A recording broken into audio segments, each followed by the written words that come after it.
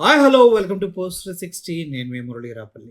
ముఖ్యంగా ఒక విషయం నన్ను చాలా చాలా ఆలోచింపజేస్తుంది ఈ మధ్య కాలంలో. ఎందుకంటే జగన్మోహన్ రెడ్డి గారి చెల్లెళ్ళు ఇద్దరు బయటకొచ్చి మళ్ళీ యవ్వారం స్టార్ట్ చేశారు. ఎందుకు యవ్వారం స్టార్ట్ చేశారు స్వామి అంటే, చంద్రబాబు నాయుడు గారికి తీరని కష్టం వచ్చింది. ఎందుకు తీరని కష్టం వచ్చింది అంటే, ఒక పక్క అరవ శ్రీధరు అమ్మాయిల జీవితాలతో ఆడుకుంటూ అసెంబ్లీలో అశ్లీల వీడియోలు చేసుకుంటూ పార్టీ పరువుని సంకనాకిచ్చాడు.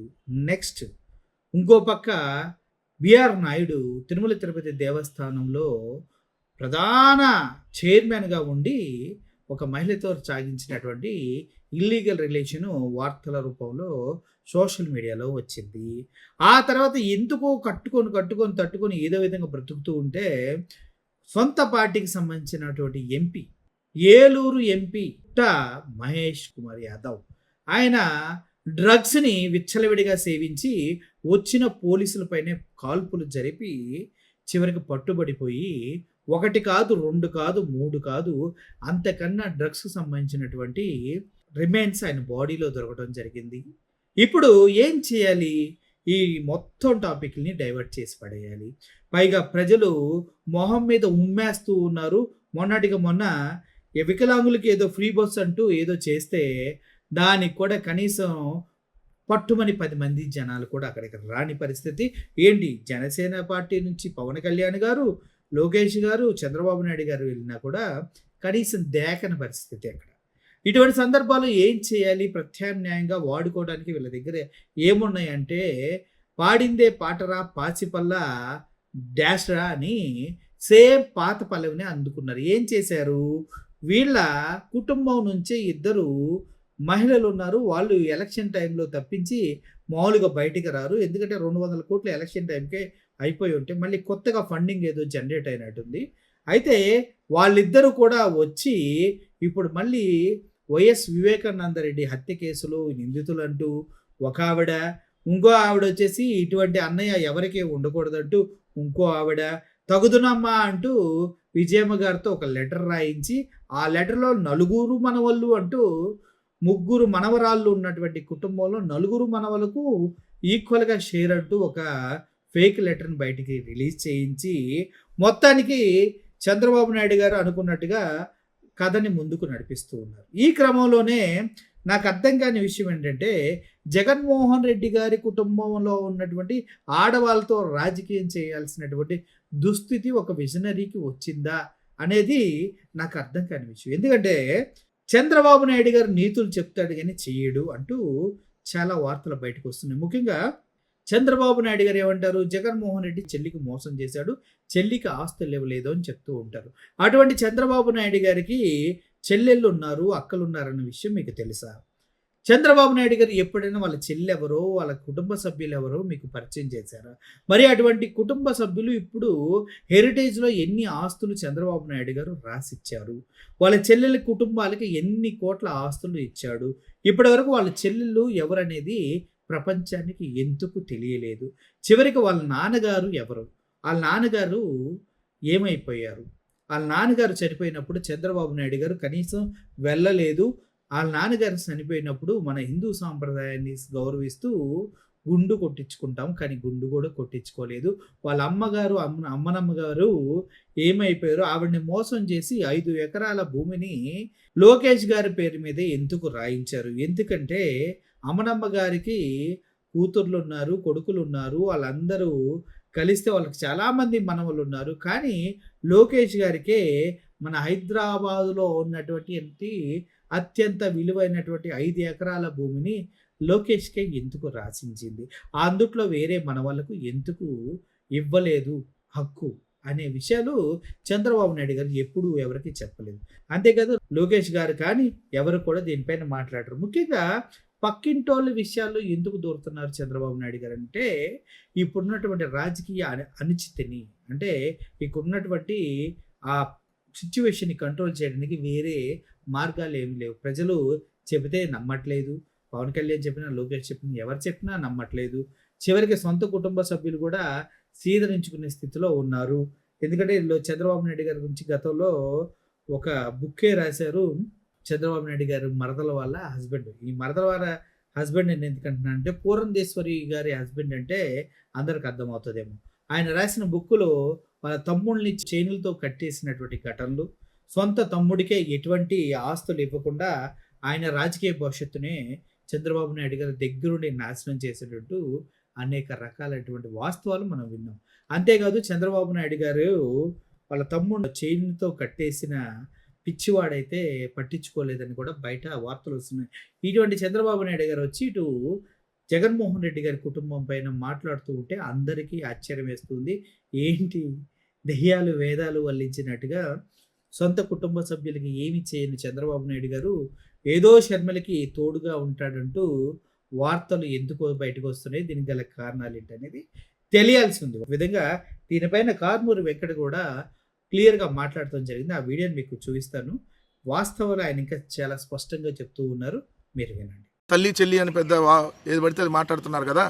ఏమయ్యా చంద్రబాబు నాయుడు గారు, మీ తల్లిదండ్రులు చనిపోతే మీరు తలకొరువు పెట్టారా?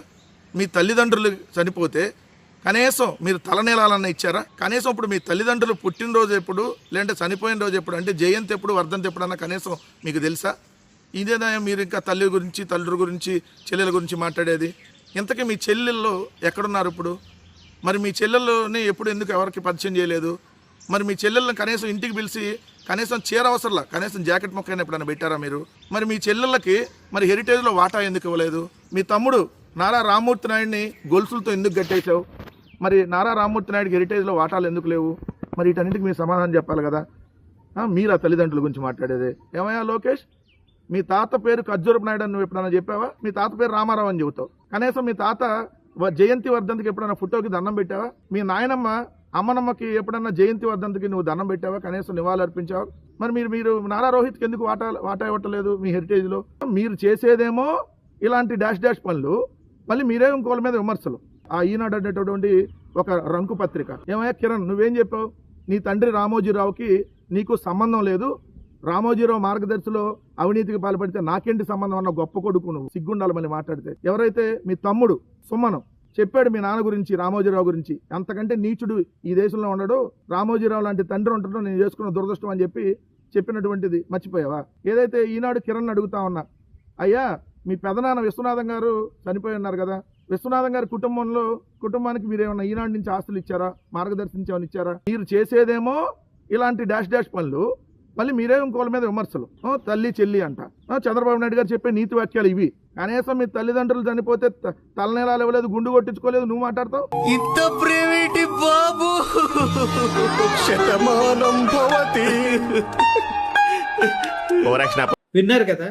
ఇటు రామోజీరావు సొంత కొడుకే ఆయన చేసిన మార్గదర్శిలో చేసినటువంటి దారుణాలకి నాకు ఎటువంటి సంబంధం లేదని చెప్పి చేతులు దులుపుకున్నటువంటి ఈ పత్తితలంతా కలిసి పతివతా కబుర్లు చెప్తూ ప్రజల్ని మభ్యపెట్టి ఎప్పటికీ ఫాల్స్ ప్రాపగాండాలోనే రాజకీయాలు చేయాలని చూస్తూ ఉన్నారు. వెనక మీడియా ఉంది, ముందు మాటలు చెప్పడానికి దేవుడు, అబద్ధాలు చెప్పడానికి నోరిచ్చాడు, నమ్మడానికి గొర్రెల లాంటి ప్రజల్ని ఇచ్చారనేది మాత్రం ప్రతిసారి చంద్రబాబు నాయుడు గారి విషయంలో ప్రూవ్ అవుతూ ఉంది. ఈయనంత విజనరీ అంటే ఒకసారి గెలిచిన తర్వాత మళ్ళీ రెండోసారి ఆయన జీవితంలో గెలిచిన దాఖలాలు లేవు. అటువంటి కెరియర్ ఉన్నటువంటి ఈయన ప్రజల్ని నమ్మిస్తాడా? నమ్మి ఓటేసిన ప్రతిసారి ప్రజల్ని ఓడిస్తూ వాళ్ళని బాధ పెడుతూనే ఉన్నాడు అనేది మాత్రం వాస్తవమే. అందుకే రెండోసారి ఎప్పుడు గెలవలేదని కూడా చెప్తూ ఉంటారు. అటువంటి వ్యక్తి దగ్గరికి షర్మిల గారు వెళ్ళి ఇప్పుడు డ్రామా ఆడుతూ ఉంటే వైఎస్ఆర్సీపీ సభ్యులంతా కూడా షర్మిల గారిని చూసి జాలి పడుతున్నారు. ఏదో ఒక రోజు కంపల్సరిగా చంద్రబాబు నాయుడు గారు నిలువున నట్టెట్లో ముంచేస్తాడంటూ ఇప్పుడు రాజకీయ నాయకులు కూడా చెప్పడం జరిగింది. అవిడి కూడా ఒకసారి చూడండి. ఎక్కడో లేరు తల్లి, శత్రువులు ఎక్కడో లేరు. సినిమాలో త్రివిక్రమ్ సినిమాలో ఎవడు చెప్పిన డైలాగ్ చెప్పినట్టు ఎక్కడో లేరు. మన ఇళ్లలోనే చెల్లెళ్ళ రూపంలో తిరుగుతున్నారన్నారు. ఇప్పుడు చెల్లెళ్ళ రూపం అయిపోయి అనలేకపోతానా నేను. అమ్మగారి రూపంలో కూడా నా తల్లి. పగబట్టినారే జగన్మోహన్ రెడ్డి గారి మీద.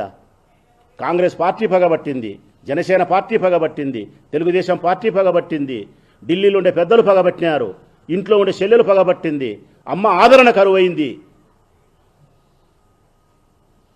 మేము తప్ప ఎవరున్నారు తల్లింగా? మేము ఒక్కరమేమ్మా ఉండేది. ఇంకా ప్రజలు, మేము, ఆ పైనుండే దేవుడు ఉన్నాడు. మీరు చెప్పినారు కదా దేవునికి అన్నీ తెలుసని. ఎస్, దేవునికి అన్నీ తెలుసు.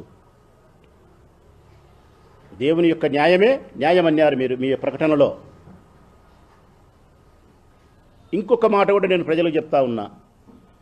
ఇది స్పష్టంగా మీకు అర్థం చేసుకోగలిగితే టోటల్ ఈ సమస్య అంతటికి మీకు అర్థమైపోతుంది. రాజశేఖర రెడ్డి ఆస్తులు పంచినాడా పంచలేదా ఒక్కటే లాజిక్ మీరు బాగా అర్థం చేసుకోండి ప్రజలారా.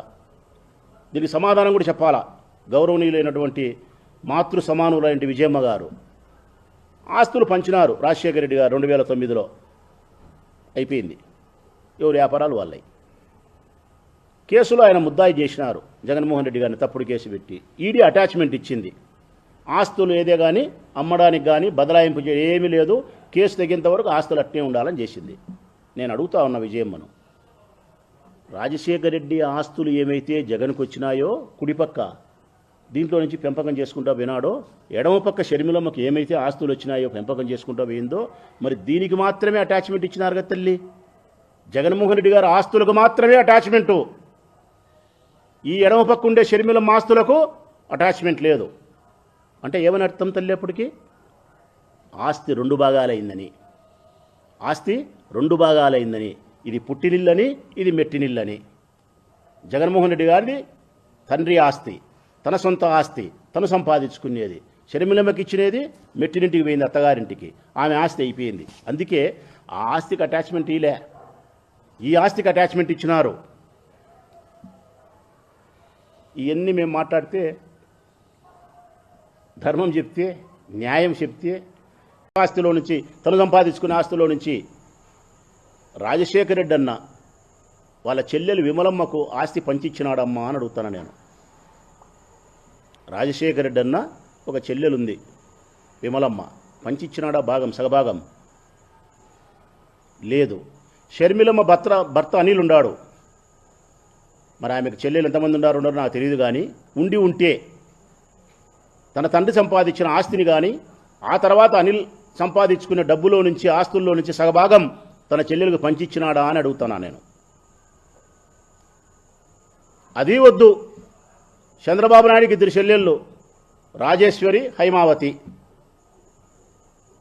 ఈరోజు నీ కూతురు, నీ మరిది కూతురు ఎవరినైతే అన్నా న్యాయం చేయని చంద్రబాబు నాయుడు పోయి అడిగిందో, మా అన్న నాకు అన్యాయం చేస్తున్నాడు, నువ్వు న్యాయం చెయ్యన్నా అని చంద్రబాబు నాయుడు పోయి అడిగిందో, ఆ అన్న చంద్రబాబు నాయుడు అన్న 2 ఉన్నారు చెల్లెళ్ళు, రాజేశ్వరి, హైమావతి. అక్క ఒకరు, చెల్లెలు ఒకరు.